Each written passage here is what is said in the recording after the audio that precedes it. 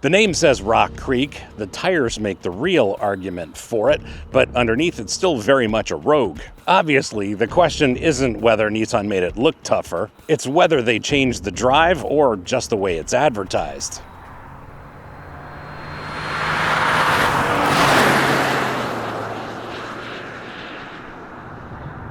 The engine makes 201 horsepower and 225 pounds of torque, which Nissan says is class-leading torque for the segment. In my first few miles behind the wheel of this Rogue, however, I was out-accelerated onto the highway by a Dodge minivan, a vehicle whose engineering brief is primarily concerned with juice box containment. What I discovered during this test is that usable power seems to be at the upper end of the rev range, which is really not where you spend most of your time in day-to-day driving. I don't think Nissan publishes a 0 to 60 time for this Rogue, and some numbers are better left experienced than quantified. Nissan's variable compression is one of those technologies that you intellectually appreciate rather than fully enjoy when you're behind the wheel. Now, it is some very cool tech, however, because it can swing from 8-to-1 to 14-to-1 compression on the fly. From the driver's seat, though, performs no theater whatsoever. It's kind of like watching a magician from behind a partition. The engine runs on regular fuel, and that's one of those things that doesn't end up in an obvious place in the brochure, but it's also correct for a family crossover. And when it comes to the CVT, this is the thing that everyone is prepared to hate, and sorry haters, it's fine. It doesn't rubber band, it doesn't do the fake urgency thing, it just goes about its business with the compliance of an airport moving walkway. Nissan spent decades improving this technology, which is the strongest argument for a transmission that enthusiasts would abolish by referendum. The paddle shifters simulate gear changes, does a fine job. Why they're here, I'm not quite sure, but it might be for someone's emotional support. The all-wheel drive system has 5 different modes, and since this is the Rock Creek, that's appropriate. There's standard, eco, sport, off-road, and snow, which is a generous number of settings for a system whose fundamental response is the same. Send torque to the rear when the front wheels slip. Hill descent control is a Rock Creek exclusive, and that's a system that automatically manages your speed on a downhill slope. Subscribers get notified when new episodes drop on this channel. Non-subscribers hope the algorithm will show it to them eventually, and if you want to control when you see these videos on YouTube, well, that's what the subscribe button does. This segment is sponsored by Go Clean. Full disclosure, moving on. This is their waterless car wash. Canadian, eco-friendly, and no water required. I keep it in my kit because press cars don't stay clean and I hate wasting time on avoidable problems. A couple of minutes and the car's ready. It also smells fantastic, which was not something I was expecting in a car wash product, but here we are. That's Video Clean. Use code MAX15 for 15% off.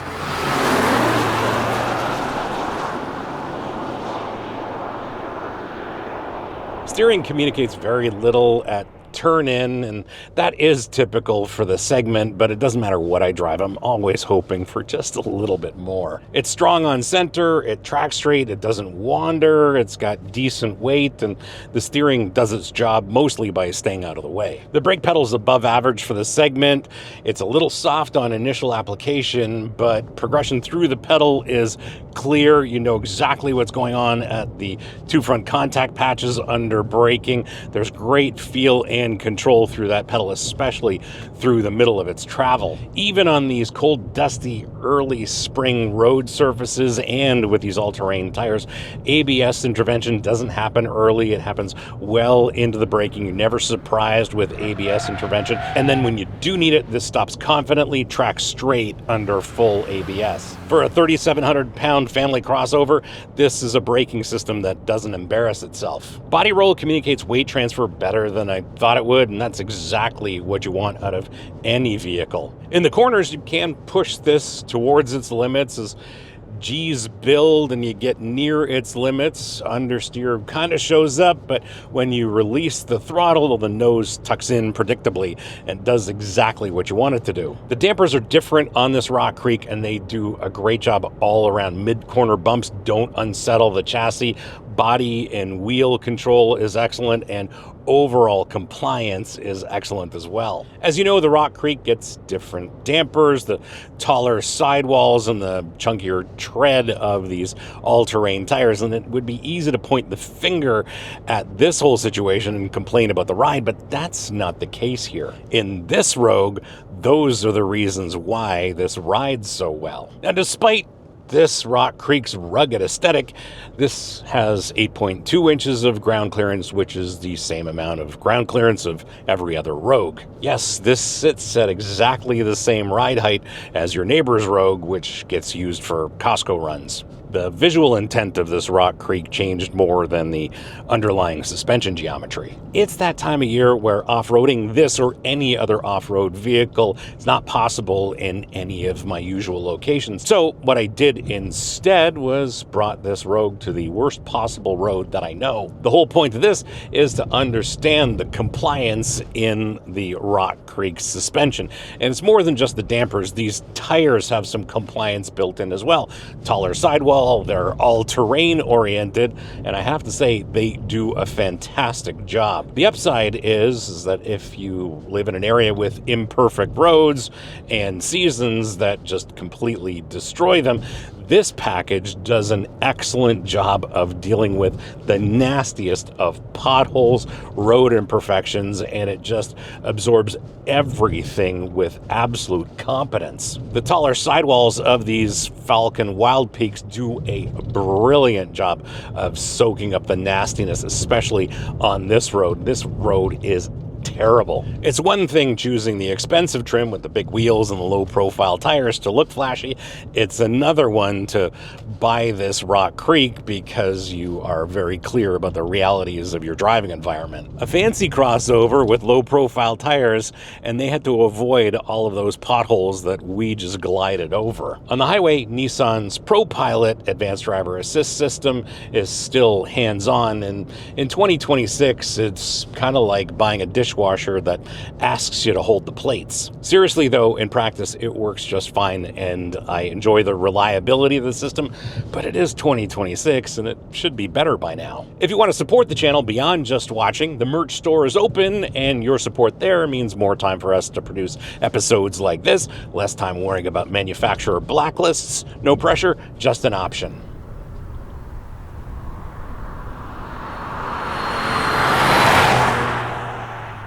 There's enough adjustment in the seat as well as the steering column for anyone to get comfortable, and I do have to say this seat is the right blend of comfort and support even over longer drives.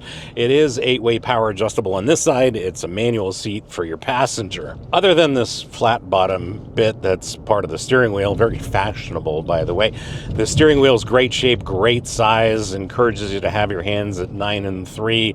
Steering wheel's the appropriate thickness, and yeah, there are shift paddles on the back of the steering wheel for that transmission that has exactly 0 gears. Visibility is excellent in all directions. It's probably the best in the segment, if not among the top for sure. Large outboard mirrors, great view out the rear. You can see in all directions, and of course this has 360-degree cameras, so that'll help you with your parking lot adventures, but overall you've got a great view of the road and great view of your environment. Apparently with this Rock Creek and those cameras, there is an off-road view, which unfortunately we didn't get to try because we didn't get to go off-road. The upholstery here is not leather, but it does look and feel exceptionally durable, and it's comfortable too. This lava red contrasting stitching, they call it, it's almost orange, but it adds a nice touch to the cabin. Yes, there is some piano black here on the dash, but the rest of the materials here, just like the upholstery, look and feel very durable. One differentiator with the Rock Creek is that it gets the smaller infotainment screen of the Rogue lineup, not the big one that's in the Platinum. What that also means is that there's no wireless CarPlay or wireless Android Auto. Yes, you have to connect your phone to this vehicle with a cable like a Luddite. Just kidding. I actually prefer a wired connection to any vehicle because it doesn't overheat my phone like a wireless one does. Dual zone climate control as you'd expect, but a nice touch in 2026 is there are actual physical buttons and dials. And today, buttons and dials qualify as a luxury feature, and I don't think Nissan understands they have a selling point on their hands. Otherwise, in here, there are no hidden flourishes, no Easter eggs. It's all very purposeful and very straightforward, as you'd expect in a family crossover. The cabin's plain, it's functional, and it's not interested in charming you. One thing I have to say is that this Rock Creek looks so much better in person than it does in any of Nissan's official photography, because in context, when this is sitting next to some boring crossover, the styling of this Rock Creek gives it a distinct look in the real world that is very much not boring. Cargo carrying capacity is the same as all other Rogues, and it's very generous, especially with the second row folded down. What the Rock Creek gets that other Rogues don't is the roof rack.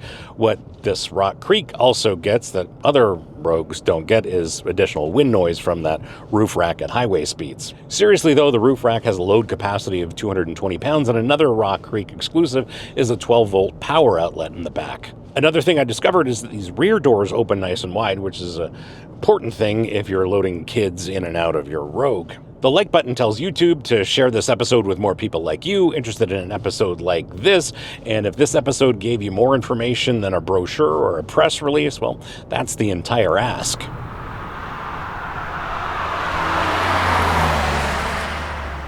That's what the Rogue told me after a week, so we went into the owner forums to see what owners are saying, and their conversations are significantly far more advanced. They are not arguing about cup holder count. These are people with OBD apps, oil samples in the mail, and a button sequence for the hidden diagnostic menu that looks like it should unlock infinite lives. Nissan has suggested oil change intervals that the owner community has unanimously rejected. Informed Rogue owners change oil every 5,000 miles, not because they're paranoid, but because the VC turbo's variable compression design dilutes oil with fuel in cold weather, they say, and the plastic oil pan uses a threaded insert that independent shops have reportedly blacklisted from service because over-torquing the drain plug destroys the housing. And then there's the recall. As of February 2026, Nissan has recalled 642,000 Rogues for bearing failure in the 1.5-liter VC turbo. Reportedly, the defect rate is approximately 1.2%, which sounds low until you realize that 1.2% of 642,000 is nearly 8,000 engines. 0 crashes or injuries have been reported, and the IIHS still awards this a top safety pick, but the scope of that number creates a background anxiety that colors every ownership decision. Here's the irony of buying the Rock Creek. That big 12.3-inch screen of the Platinum with Google built in is the #1 reported owner complaint. Intermittent black screens on startup that disable the backup camera, navigation, and audio. Nissan issued a recall and an OTA update that mostly fixed the blank screen but left some residual quirks. The Rock Creek uses a smaller 8-inch touchscreen. It doesn't have wireless CarPlay, it doesn't have Google built in, and according to the forums, it doesn't have the bug. The simpler system is the more reliable one. According to owners, this CVT is measurably different from the one Nissan earned its reputation with. Dealer techs on Reddit confirm they haven't replaced a single current generation Rogue CVT. Catastrophic failures are essentially absent from the forums, but owner behavior tells a different story. They still change CVT fluid every 30,000 miles, they still monitor fluid temps with aftermarket apps, and the CVT remains the #1 reason cross-shoppers cite for not buying a Rogue. The engineering has improved, the trust hasn't quite caught up yet. What the forums make clear is that the Rogue rewards an attentive owner, not because it feels especially fragile, but because this powertrain inspires more preventative maintenance than some rivals ask for. Stay ahead of it, and owners seem broadly satisfied. If you want appliance-grade indifference, this may not be the one. If you own one of these or have some quality seat time in one of these, let me know in the comments what I got right and what I got wrong, because real-world owner insights are much more valuable than anything I can learn in a week-long press loan, and I always read those comments.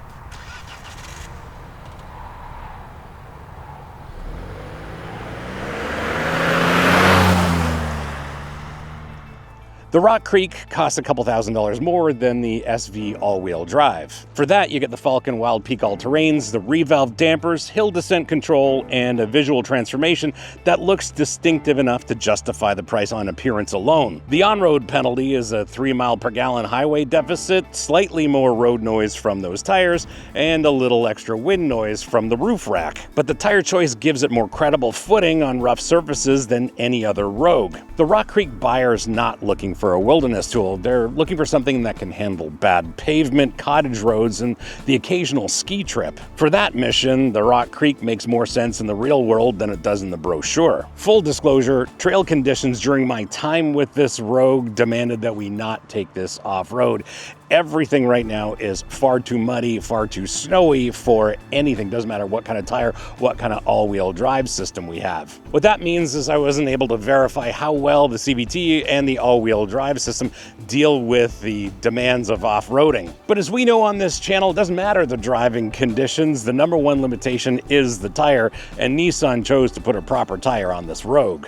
The Rock Creek's meaningful improvement is the one thing that doesn't get advertised, and it's the fact that these tires and the dampers give this the best ride out of any Rogue in the lineup. It results in a calmer, more compliant ride, and with this tire, it gives this Rogue a little bit more off-pavement versatility. That may not be the rugged story that Nissan wants to tell, but for the right buyer who's making the smart choice with their Rogue, that is the most important one. That's the Rogue Rock Creek. Subscribe if you want to see more of these. Don't if you don't. Comments are open if you disagree, and the merch store is open if you want to support more of these. See you on the next one.